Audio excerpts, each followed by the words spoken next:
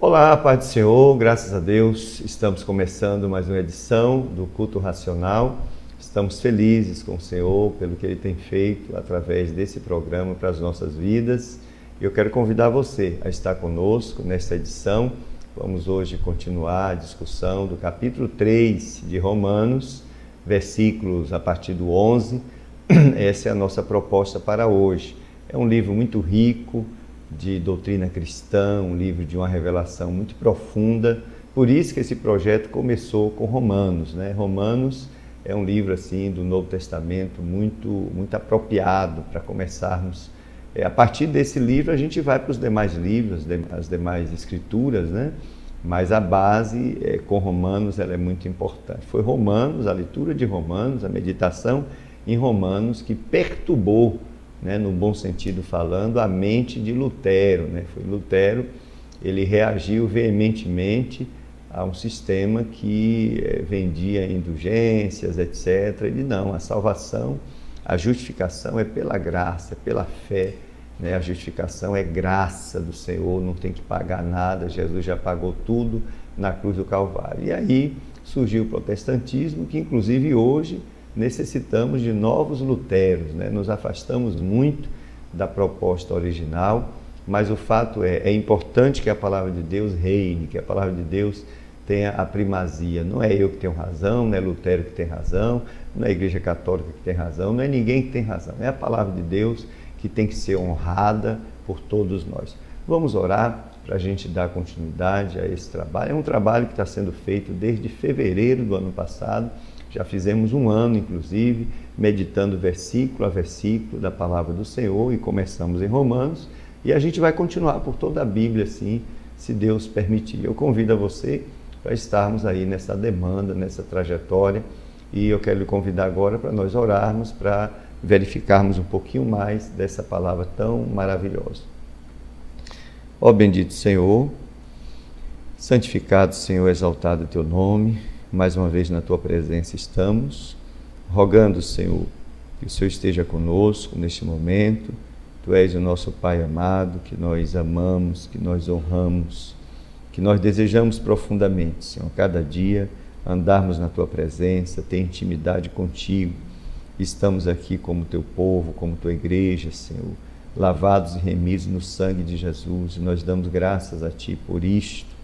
Rogamos ao Santo Espírito Divino que o Senhor, nessa oportunidade, Senhor, nos dirija nesse estudo, nossas vidas aqui, as vidas dos nossos internautas, que sejam, Senhor, alcançados pelo poder da Tua Palavra, que sejam transformados.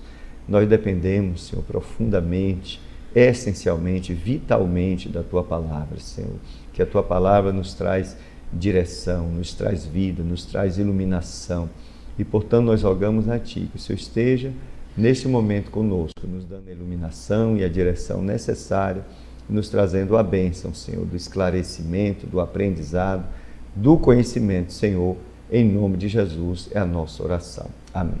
Amém, prezados e prezadas.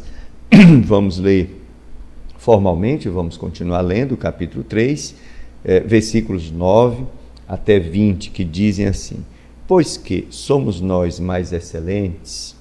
De maneira nenhuma, pois já dantes demonstramos que tanto judeus como gregos, todos estão debaixo do pecado. Como está escrito, não há um justo, nenhum sequer. Não há ninguém que entenda, não há ninguém que busque a Deus.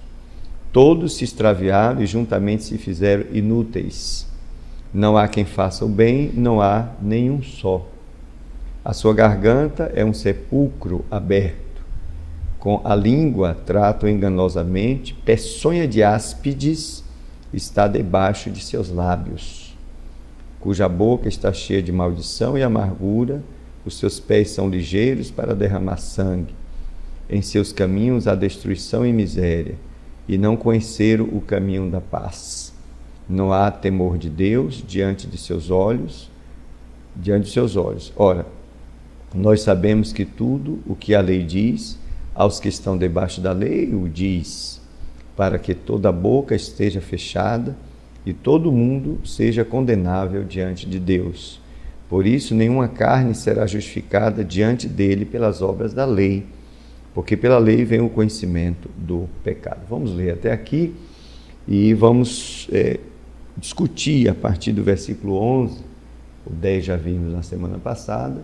Na semana passada a gente discutiu a questão da universalização do pecado. Está dito aqui que não há um justo sequer, tanto judeu quanto como gregos. Os gregos aqui estavam representando o resto do mundo, né, nessa discussão.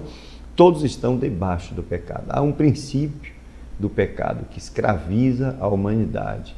Ficou claro na revelação da palavra de Deus que o pecado adquirido pelo homem, quando ele desobedece a Deus lá no Éden, o homem, no caso Adão e sua esposa Eva, eles adquiriram a natureza corrompida, né, que alastrou-se por toda a humanidade, porque toda a humanidade estava naquele casal e, portanto, toda a humanidade se depravou espiritualmente, caiu, né, em depravação moral e espiritual e se afastou de Deus, porque aquela natureza que o homem adquiriu não poderia mais ter comunhão com a natureza santa de Deus. E o homem foi, portanto, destituído da presença de Deus, como diz a palavra de Deus no próprio livro de Romanos, mas o Senhor Deus o amou e providenciou uma forma de redenção, uma forma de redimir o homem, de salvar o homem, e aí onde entra a figura do Salvador.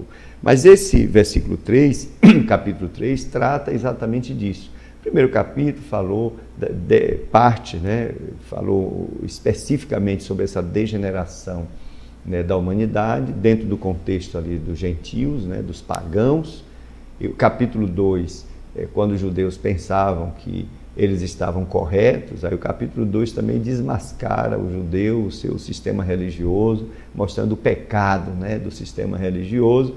E agora o capítulo 3 vem tratar um pouquinho mais essa questão da universalização do pecado e depravação espiritual da humanidade. Aí inclui todo mundo e diz que tanto judeus quanto gregos estão debaixo do pecado, estão sob essa agência maligna do pecado que corrompeu a humanidade. A humanidade é escrava desse princípio e por isso vive sempre dando as costas para Deus, porque a natureza corrompida, ela faz isso. E hoje a gente vai caracterizar um pouquinho isso. Observe o que diz: não há ninguém que entenda, versículo 11, não há ninguém que busque, né?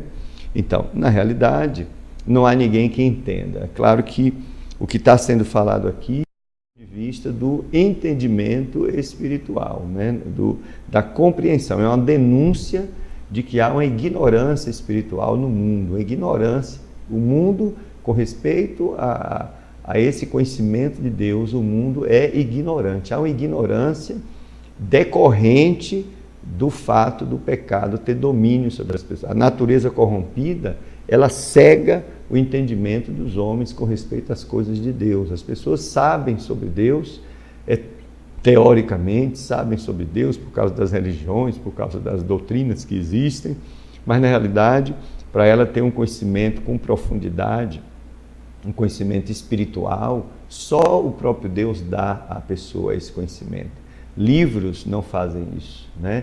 Experiência da humanidade não dão isso. Aqui está se falando de ignorância que é decorrente da depravação espiritual do homem.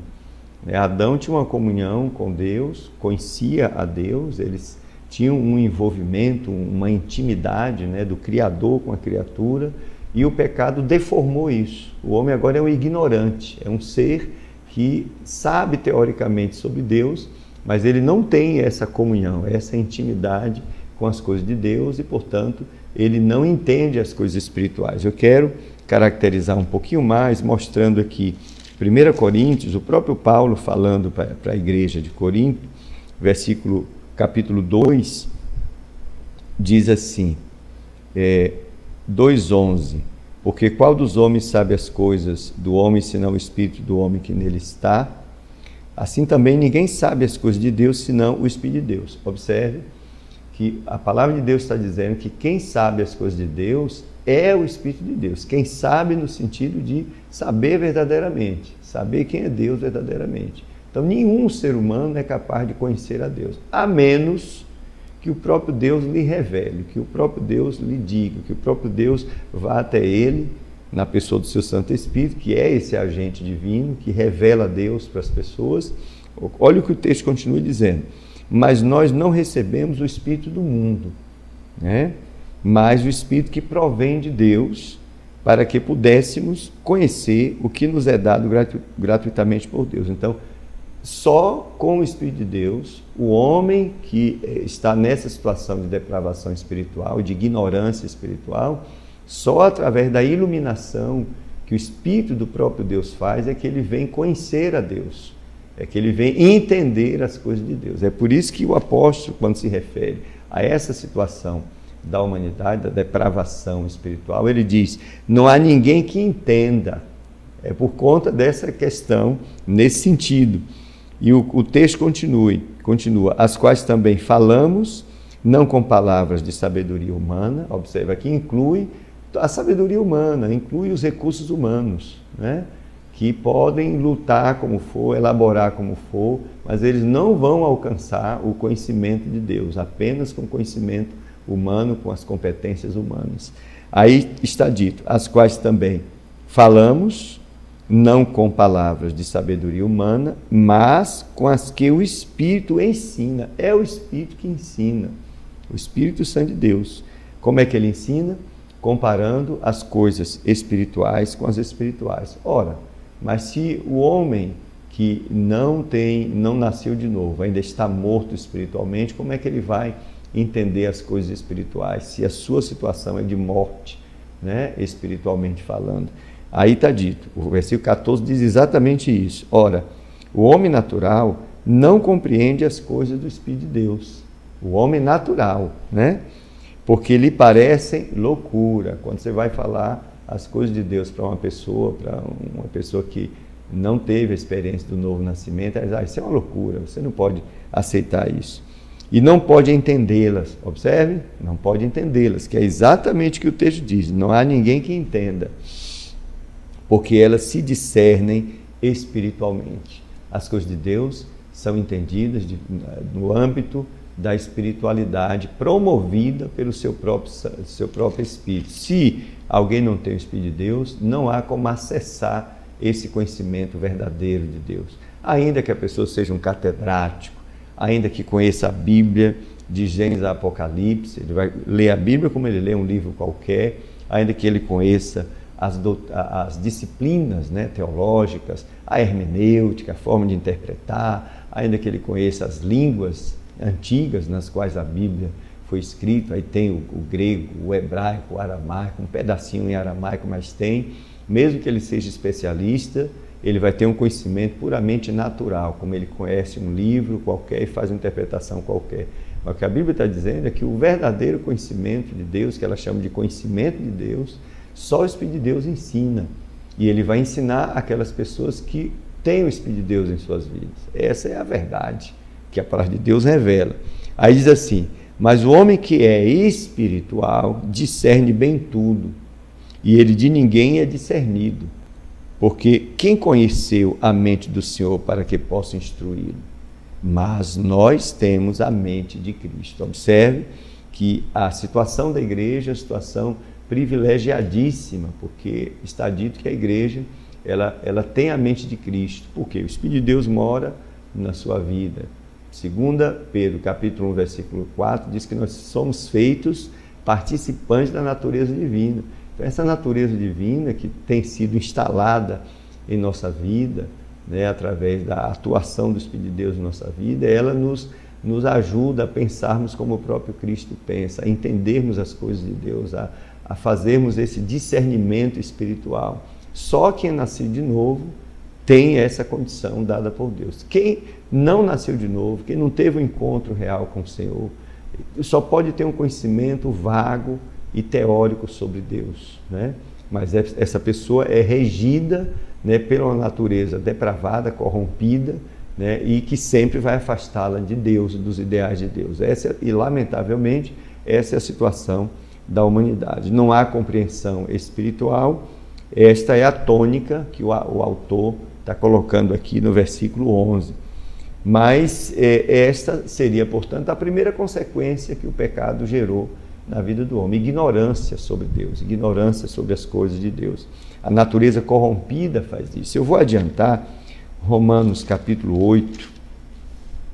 Romanos capítulo 8, de 7 a 8, diz assim, observe: porquanto a inclinação da carne, quando chegarmos nesse texto, nessa discussão nossa versículo por versículo, quando chegarmos aqui, a gente vai abrir um pouquinho mais, né, esse versículo, porque carne aqui é um sinônimo dessa natureza corrompida, tá? Então é importante a gente ir lá no grego para ver a aplicação dessa palavra carne. Então, porque a inclinação da carne é inimizade contra Deus. Observe, é inimizade contra Deus a inclinação da carne. Então, a natureza corrompida, ela sempre vai se inclinar numa direção inimiga de Deus, nunca vai se inclinar numa direção de amizade com o Senhor, de intimidade com o Senhor, de conhecimento do Senhor. Então, a inclinação da carne é inimizade contra Deus, pois não é sujeita à lei de Deus, não se sujeita à lei de Deus, nem em verdade o pode ser. Portanto, os que estão na carne não podem agradar a Deus. Os que estão na carne não podem agradar a Deus. Agora, veja o que o versículo 9 diz, que Paulo estava escrevendo para irmãos, né? Para a igreja. Vós, porém, não estáis na carne, ou seja, não estáis sujeitos, né? Não estáis dominados pela natureza corrompida. Por que isso?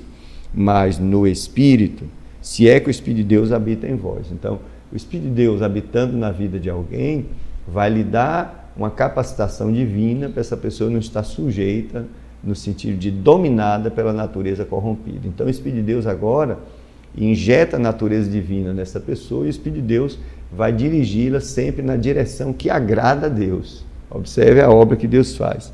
Mas se alguém não tem o Espírito de Cristo, esse tal não é dele. Está falando que quem não tem o Espírito de Deus não pertence a Deus.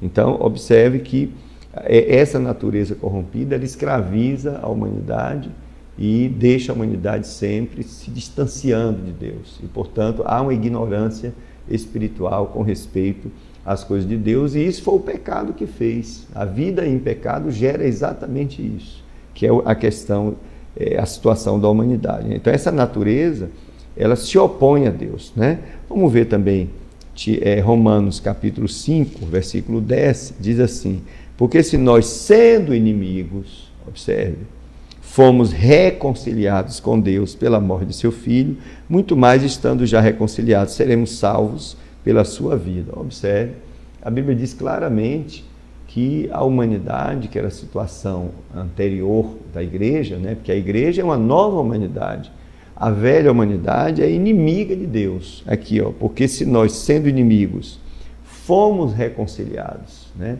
Houve uma reconciliação, existia uma inimizade, né, da humanidade com Deus, do homem com Deus, por conta do pecado, o pecado que se opõe a Deus. E Deus resiste a isso, porque a sua santidade não tem comunhão com o pecado. Bom, então está dito que nós fomos reconciliados com Deus através de quê? Da morte de Jesus Cristo, pela morte de seu Filho. É exatamente o sacrifício que Cristo fez na cruz do Calvário, é exatamente o que ele fez ali, a sua oferta em favor da humanidade, que nos liga, né, de volta a uma comunhão com Deus, que abre esse espaço maravilhoso dessa luz, né, para chegarmos à presença do Senhor. Romanos 5:1 diz assim: sendo, pois, justificados pela fé, temos paz com Deus por nosso Senhor Jesus Cristo. Há agora uma justificação. Aquele homem ímpio, né, que era inimigo de Deus, que não tinha justiça própria, agora Deus justifica ele porque ele creu em Jesus Cristo e traz esse homem agora para um estado de reconciliado, justificado diante dele por causa da sua fé em Jesus Cristo. E diz assim: pelo qual também temos entrada pela fé a essa graça, né? A essa graça, na qual estamos firmes e nos gloriamos na esperança da glória de Deus. Olha que coisa linda Deus faz na vida de qualquer pessoa da humanidade. Deus não exige mérito delas, porque nenhum de nós temos mérito nenhum, todos somos fracos, mas o Senhor nos oferece gratuitamente, né? Ele envia o seu filho paga um preço eterno, um preço do pecado, o preço da separação eterna da humanidade com Deus. Jesus, portanto, é uma ponte, né, que nos leva a Deus, e agora todos que creem em Jesus são ligados a Deus, são religados a Deus, e agora podem ter uma vida de abundância com o Senhor, e são considerados família de Deus, são considerados justificados, e nós entramos agora nessa iluminação maravilhosa da graça do Senhor. Aí sim, o Espírito de Deus vem morar na minha vida, o Espírito de Deus vem morar na sua vida, você que se arrependeu dos seus pecados, e aí esse Espírito vai me levar a um verdadeiro entendimento, um verdadeiro conhecimento de Deus, e eu vou ter comunhão com Deus. À medida que eu vou conhecendo mais o Senhor, eu vou sendo transformado de forma moral, de forma metafísica, né? Transformados à semelhança da imagem do próprio Cristo. E é essa obra que o Espírito de Deus faz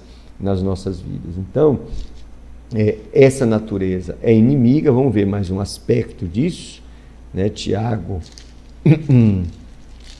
capítulo 4 de Tiago, versículos de 1 a 4. De onde vem, aqui uma descrição, né, sobre a questão das paixões que essa natureza corrompida gera no homem, né, na humanidade. De onde vêm as guerras e pelejas entre vós? Porventura não vem disto, a saber, dos vossos deleites, que nos vossos membros guerreiam, né? Cobiçais e nada tendes, sois invejosos e cobiçosos, e não podeis alcançar, combateis e guerreais, e nada tendes, porque não pedis. Pedis e não recebeis, porque pedis mal, para o gastardes em vossos deleites. Essa é a natureza corrompida. A gente vê a humanidade exatamente seguir essa diretriz aqui, né? A inveja, né? A cobiça, e sempre para satisfazer os deleites do homem, os deleites carnais. Você vê hoje, e sempre foi assim, hoje mais ainda por causa dos recursos tecnológicos, né? Você vê as propagandas, os filmes, as novelas, tudo exclui Deus. Você não vê ninguém falar dos ideais de Deus, mas você vê sempre falar dos ideais do homem, dos deleites do homem, né? Dos prazeres do homem. Quando eu digo homem aqui é a humanidade. E o homem é o centro de tudo isso, e a depravação cada dia aumenta na sociedade, né? De maneira que hoje a gente vê valores, né? Como a família, chamada família tradicional, tem sido atacada sistematicamente. Eu pergunto, por que estão fazendo isso? Né? Por que estão tentando destruir esse padrão, né, que Deus estabeleceu? A humanidade existe exatamente por causa disso. E é óbvio que isso é por conta dessa agência maligna do pecado que domina o coração dos homens, está cada dia mais se exacerbando, né? A multiplicação do pecado no mundo, que gera apostasia contra Deus e os seus ideais, cada dia é crescente, né? E isso é sinal dos tempos, sim, é porque Jesus está voltando, sua igreja vai ser arrebatada, esse mundo está prestes a enfrentar o juízo final, e por isso que a sua própria prática lhe denuncia, para quando chegar na presença de Deus, ninguém tem mais dúvida do que vai ser dito, do que vai ser proclamado ali diante da humanidade, que vai estar diante do Deus Santo, né? Jesus vai presidir esse juízo. Agora ele vai aparecer como juiz mesmo, e a humanidade não vai ter nenhum argumento diante do Senhor, porque passou toda a sua existência se voltando contra Deus, contra os ideais de Deus, eles aprovando entre si, né, suas próprias aberrações e empurrando goela abaixo na sociedade através da mídia, através dos meios aí de comunicação, destronando, né, os valores que a palavra de Deus mostra, da revelação do Senhor, da santidade do Senhor, e eles fazem um combinado, né? Vamos fazer assim, vamos exterminar, e em breve você vai ver nesse país os cristãos sendo mais perseguidos do que o que são hoje. Em alguns países isso já é real, né? Você vai para o Oriente Médio, você vai para o leste europeu, África, Indonésia, etc. Você já vê a igreja cristã sendo, inclusive, os irmãos sendo assassinados, igrejas completas sendo queimadas com as pessoas lá dentro. E essa mídia aí não está mostrando nada disso. Isso é uma grande hipocrisia. O mundo jaz no maligno, segue a orientação do maligno. Essa mídia que está aí faz um jogo anticristão, a verdade é essa. Bom, mas vamos voltar a essa discussão. Ainda estou lendo o versículo 3, que mostra mais ou menos como as coisas estão, acontece no coração sem Deus, né, de uma humanidade sem Deus. Pedis e não recebeis, porque pedis mal, para o gastardes em vossos deleites. Adúlteros e adúlteras, não sabeis vós que a amizade do mundo é inimizade contra Deus? Observe, ser amigo desse mundo que é inimigo de Deus implica em ser inimigo de Deus, diz a Bíblia, inimigo dos seus ideais. Portanto, qualquer que quiser ser amigo do mundo, não está falando do mundo, as coisas do mundo, a praia, né, a natureza, não é isso, está se falando da lógica do mundo que é anticristã, que é anti-Deus, né? Está dito, qualquer que quiser ser amigo do mundo, constitui-se inimigo de Deus, é o que a palavra de Deus diz. E sabemos que a natureza corrompida, ela é inimiga de Deus, e nós devemos, né, estar atentos para essa situação, para essa espiritualidade do mundo. Então, essa natureza corrompida, ela é a fonte da concupiscência que foi instalada no mundo. A concupiscência é essa demanda, né, dos desejos carnais, das maiores depravações. E quando eu estou falando aqui depravação, não estou me referindo só às questões sexuais, não. Depravação da natureza do homem, que ao invés de amar, odeia, ao invés de servir, busca ser servido, né? Ao invés de falar a verdade, fala mentira, e usa pessoas, e destrói pessoas, tudo isso por causa dos seus deleites, para trazer para si, né, todo o seu domínio, né, trazer para si o dinheiro, a fama, o que for. E isso é a lógica mundana, né? Quando se fala de mundo, está se falando disto, de uma esfera espiritual inimiga de Deus. O mundo, aqui na Bíblia, é todas as coisas, situações, o que for, que se levantam contra a lógica divina. Isso é mundo. Bom, 1 João, capítulo 2.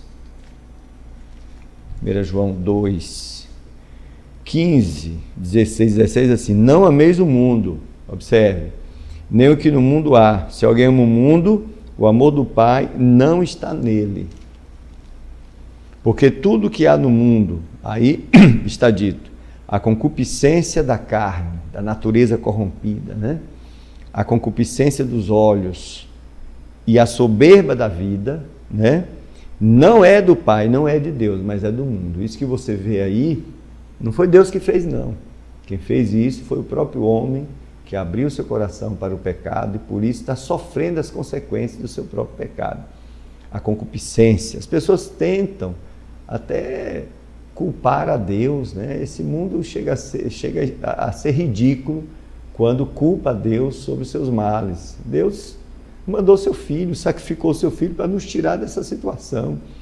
Mas as pessoas não querem, as pessoas só querem Deus para resolver seus problemas. As pessoas não querem entregar suas vidas para serem transformadas pelo Espírito de Deus, terem seus pecados limpos pelo sangue de Jesus, não querem comunhão com Deus. E aí seguem seus próprios caminhos, seguem a direção que a natureza corrompida faz, e quando as consequências chegam, aí elas choram e agora culpam a Deus. Por que é que Deus fez isso? Deus não fez isso. Deus é amor, continua na sua posição, com os braços abertos para lhe receber, com os braços abertos para lhe abençoar. Agora, se você dá as costas para Deus, se eu dou as costas para Deus e sigo o meu próprio caminho, eu sigo o curso desse mundo, a concupiscência desse mundo, dos olhos, a soberba da vida, a consequência é imediata e só vai nos trazer grandes sofrimentos. É isso que a palavra do Senhor diz. E o mundo passa, observe, Observe, não se engane com esse mundo, com essa lógica mundana. Ela vai passar, diz a Bíblia. E o mundo passa e a sua concupiscência. Mas aquele que faz a vontade do Senhor, a vontade de Deus, permanece para sempre. É o que a palavra de Deus diz. Quem faz a vontade de Deus permanece para sempre. E é importante ser dito, de onde é que vem esse pensamento, né, mundano, contrário ao Senhor? Observe, Mateus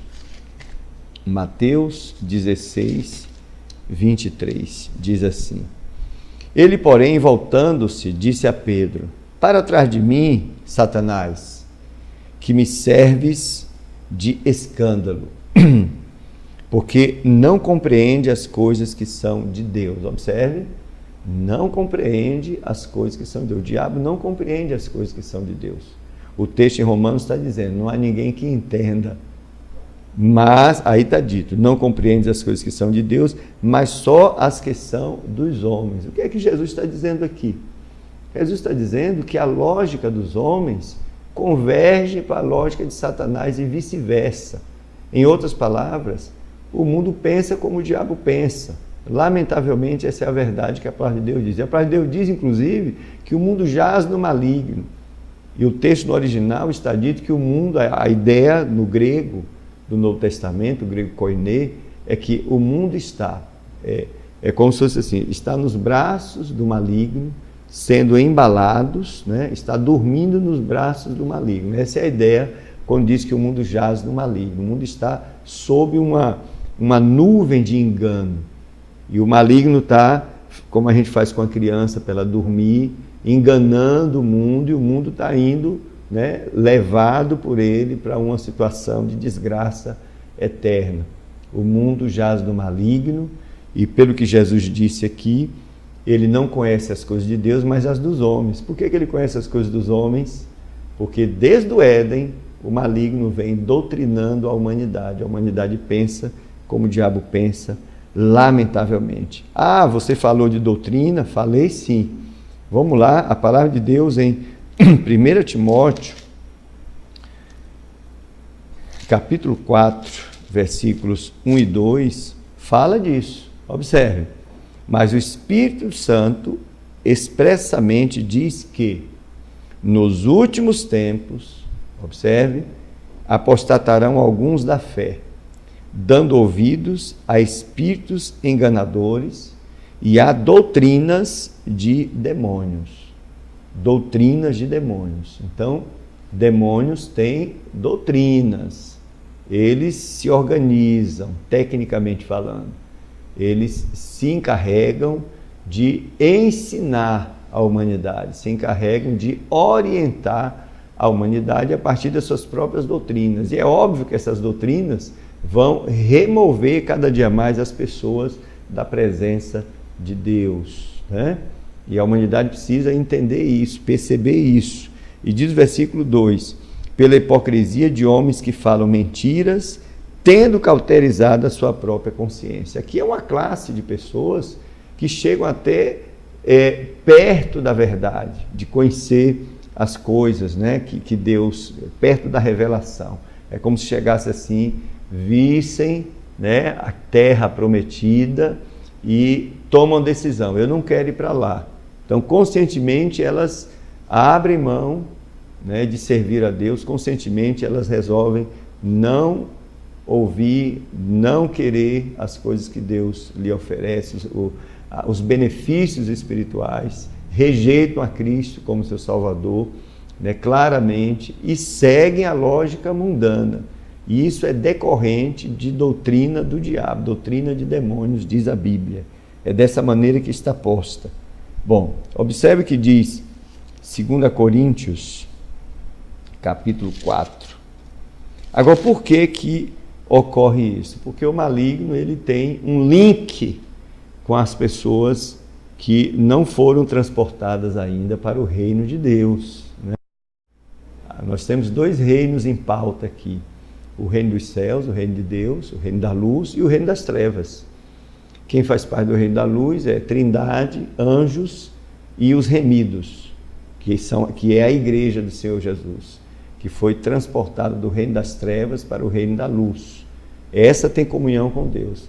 E o que compõe o reino das trevas? Satanás, suas agências, seus anjos, né? E a humanidade que está longe de Deus. Lamentavelmente, essa humanidade, pelo fato de estar em pecado diante de Deus, pelo fato de não ter sido justificada diante de Deus pela fé em Jesus, ela está no reino das trevas. E por conta disso, o maligno tem direitos na vida dessa humanidade, tem ascendência na vida das pessoas. Olha o que o texto diz em 2 Coríntios 4, versículo 4. Diz assim: nos quais o Deus desse século cegou os entendimentos, observe, o Deus desse século cegou os entendimentos dos incrédulos, daqueles que não creem, para que não lhes resplandeça a luz do Evangelho da glória de Cristo, que é a imagem de Deus. Então, por conta dele ter essa ascendência, esse direito na vida das pessoas, ele aproveita essa legalidade e cega o entendimento dessas pessoas para elas não receberem a Cristo como Salvador. Aí é onde vem o papel dos remidos, o papel da igreja, de levar o Evangelho. Né? Na pregação da palavra, o Espírito de Deus vem e esclarece a pessoa naquele momento. E essa pessoa, né, acorda, a Bíblia diz que o Espírito convencerá o mundo, né, do pecado, da justiça e do juízo.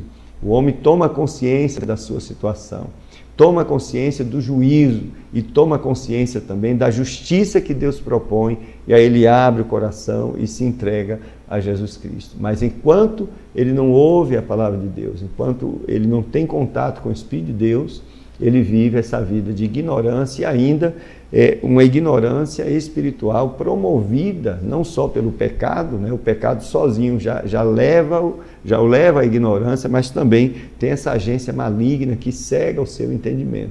É uma situação desesperadora que a humanidade vive hoje, e nós precisamos, nós como igreja, esclarecer isso para a humanidade imediatamente, levar. Por isso que Jesus disse: olha, prega o Evangelho.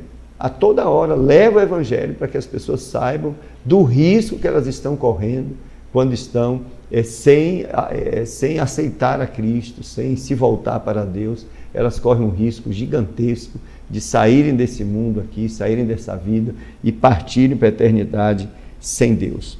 Observe o que diz o versículo 6. Porque Deus, que diz que das trevas resplandecesse a luz, é quem resplandeceu em nossos corações. Observe que a iluminação vem do próprio Deus, para a iluminação do conhecimento da glória de Deus na face de Jesus Cristo.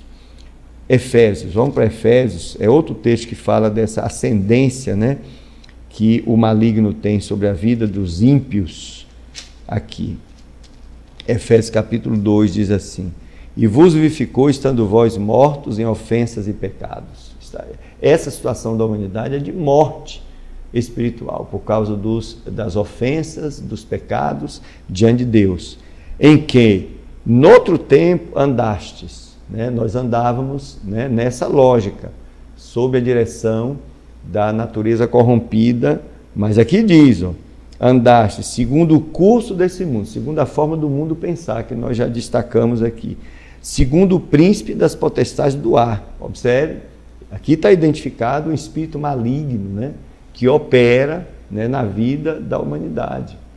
Ele tem uma ascendência, ele tem uma influência, que essa humanidade sem Deus está ligada a ele. Não tem como, não tem um terceiro reino. Ou é reino dos céus, ou reino de Deus, ou é reino das trevas.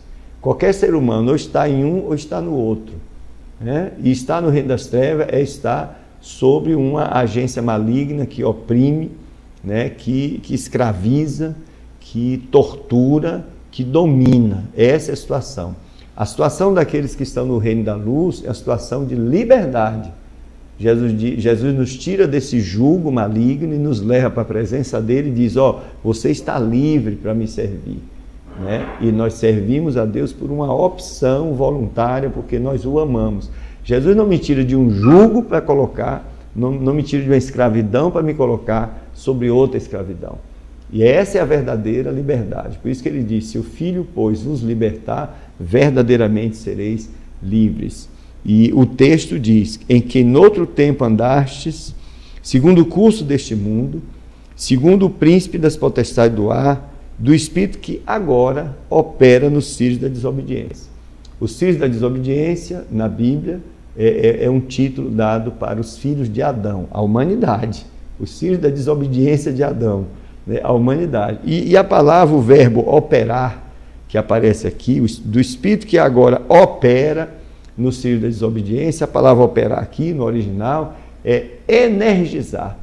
Então, esses filhos da desobediência que são energizados pelo espírito maligno, pela agência maligna, para continuar na desobediência. É lamentável isso.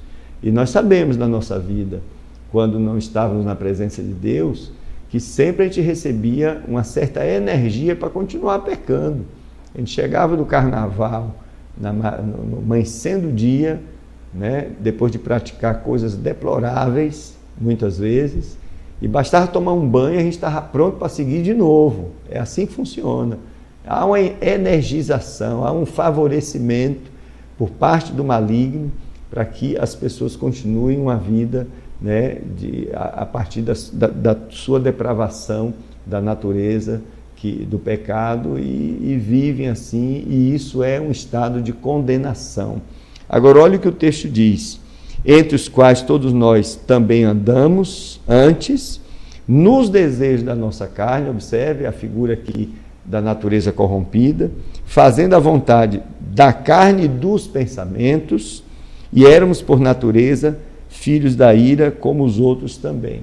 Observe que essa agência maligna, ela chega a influenciar até os pensamentos, ela não coage, né? Deus não permite que a agência maligna faça uma coação sobre as pessoas, né?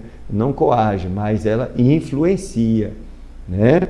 Mas Deus, que é riquíssimo em misericórdia, pelo seu muito amor com que nos amou, estando nós ainda mortos em nossas ofensas, nos vivificou juntamente com Cristo. Cristo nos liberta dessa situação, meu querido amigo. Cristo é aquele que liberta a mim e a você dessa situação tão deplorável de dependência, de viver segundo o curso desse mundo, feito um gado, né? Pensando como todo mundo pensa e achando que está livre, mas na realidade está cumprindo uma doutrinação do maligno, né? Segundo o curso, né? Segundo a mente desse espírito maligno, né? E essa situação é uma situação que Deus pode me livrar a qualquer momento, né? E o Senhor nos livrou quando estávamos nessa situação, nos vivificou com Cristo. É através de Cristo que você pode encontrar a libertação completa. Bom, agora, a igreja, né, a situação que a igreja que é corpo de Cristo, ela pensa não mais dessa maneira, porque sua mente foi transformada e tem sido transformada por causa do Espírito de Deus que está na vida dela, né? Então, a igreja, ela pensa como Cristo pensa. Observe, 1 Coríntios, capítulo 2, versículo 16, nós lemos hoje. Porque quem conheceu a mente do Senhor para que possa instruí-lo? Mas nós temos o quê? A mente de Cristo. Você nasceu de novo, o Espírito de Deus está na sua vida. Então, Ele lhe deu condições, né? Ele deu capacitação divina para você ter mente de Cristo, pensar como Cristo pensa. Olha que coisa maravilhosa. Jesus disse isso também. João 16, vamos lá para João 16, 13. Diz assim: mas quando vier aquele Espírito da verdade, aqui é Jesus, quando ele promete enviar o Espírito Santo quando ele fosse glorificado, quando ele fosse assunto aos céus depois da sua ressurreição. Ele diz que enviaria. Deixa eu ler o 7. Todavia digo-vos a verdade que vos convém que eu vá, porque se eu não for, o Consolador não virá a vós, mas se eu for, enviar-vos-ei. Então Jesus enviou o Espírito de Deus, o seu próprio Espírito, o Espírito Santo, a pessoa da Trindade, para estar comigo e com você. E ele disse assim: e quando vier aquele Espírito da verdade, ele vos guiará em toda a verdade. Quer dizer, o Espírito de Deus, ele jamais vai me guiar na direção de pecar contra Deus. Ele vai me dar recursos espirituais, né, capacitação divina para eu fazer a vontade de Deus, para eu seguir o caminho da verdade.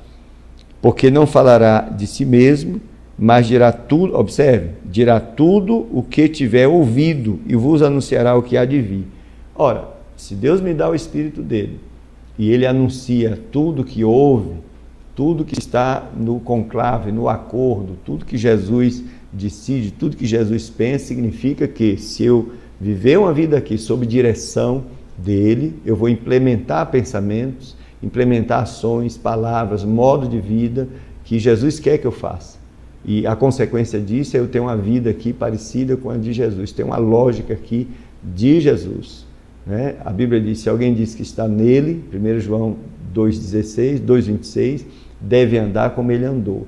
Isso é possível sob a agência, a ação do Santo Espírito de Deus na nossa vida, que vai fazer com que tenhamos uma vida aqui que é com base num pensamento que é o pensamento do próprio Cristo, que é o Espírito que vai me orientar nessa direção. A sua santa palavra vai nos orientar nessa direção. E Paulo, entendendo essa verdade, ele escreve em Romanos, capítulo 12, Romanos 12, ele escreve algo assim, ele faz um pedido aos irmãos: rogo, pois, irmãos, pela compaixão de Deus, que apresenteis o vosso corpo em sacrifício vivo, santo e agradável a Deus, que é o vosso culto racional. A palavra de Deus nos chama, nos convida a usarmos o culto racional, partindo do pressuposto que a nossa mente é um santuário do Senhor, que o Espírito de Deus habita em nossa vida, que Ele seja o nosso orientador. Isso é culto racional.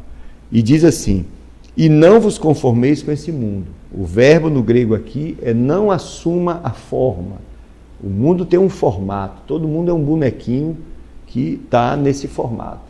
E a mente de Cristo nos leva a rejeitar esse formato.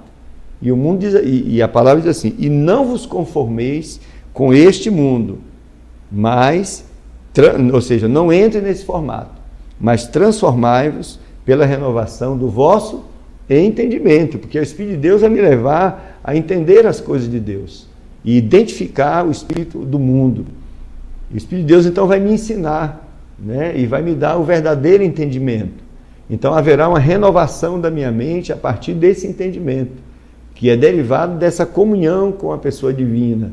E diz assim: mas transformáveis pela renovação do vosso entendimento, para que experimenteis qual seja a boa e perfeita vontade de Deus. É essa dinâmica com o Santo Espírito, 24 horas, que está em nós, que vai nos levar a fazer a vontade de Deus. Então a gente vai fazer a vontade de Deus por uma capacitação divina, dada pelo Santo Espírito do Senhor. Não é mérito próprio. E, finalmente, com respeito ao mundo, do jeito que está aí, a Bíblia fala do futuro desse mundo, lamentavelmente. 2 Coríntios, o futuro dessa doutrinação, sabe o que vai ser? A demonização do mundo. O mundo não vai ficar endemoniado, o mundo vai ficar demonizado. Essa palavra eu mesmo estou inventando para ilustrar o que eu quero dizer aqui. O que é ser demonizar? O que é a demonização? Observe, se você orar por uma pessoa endemoniada, você repreende o demônio vai embora. Mas uma pessoa demonizada, a sua oração não vai funcionar nesse sentido, porque ela não está endemoniada. Né? O processo de demonização é fazer o ser humano, isso é tarefa de Satanás e suas agências. A demonização é fazer com que as pessoas pensem como o diabo pensa. É isso que está acontecendo na humanidade. Mesmo naqueles lugares onde se diz que há justiça social, verdade, etc., no íntimo as pessoas foram demonizadas e odeiam a Deus. Olha o que o texto bíblico diz, eu vou ler só para você ver, depois a gente encerra. 2 Timóteo 3:1. Sabe, porém, isso, que nos últimos dias sobreviverão tempos trabalhosos, porque haverá homens, observe, se é isso que você vê hoje, portanto, estamos nos últimos dias, homens amantes de si mesmos, avarentos, presunçosos, soberbos, blasfemos, desobedientes a pais e mães, ingratos, profanos, sem afeto natural, irreconciliáveis, caluniadores, incontinentes, cruéis, sem amor para com os bons, traidores, obstinados, orgulhosos, mais amigos dos deleites do que amigos de Deus, tendo aparência de piedade, mas negando a eficácia dela. Destes, afasta-te. Próximo encontro, próximo programa, nós vamos começar a partir desse texto, para você ver como é esse processo da demonização. Quero lhe agradecer por estar conosco, que o Senhor Deus te abençoe, a paz do Senhor para todos e até lá.